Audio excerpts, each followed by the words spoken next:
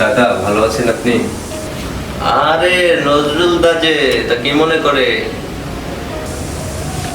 দাদা একটা সমস্যার ভিতরে পড়ে এসেছি।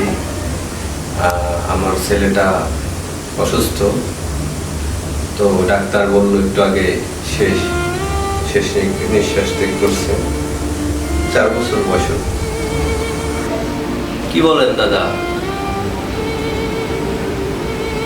এটা দুঃখের বিষয়, একটা বড় দুঃখের বিষয়। তো আমার কাছে তো এখন টাকা নেই, ওকে সবকিছু সরঞ্জাম কিনতে 150টা টাকা দরকার।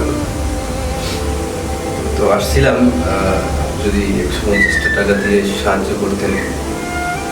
ঠিক আছে, আমি 150 টাকা দিতে পারি, কিন্তু আমার একটা শর্ত আছে।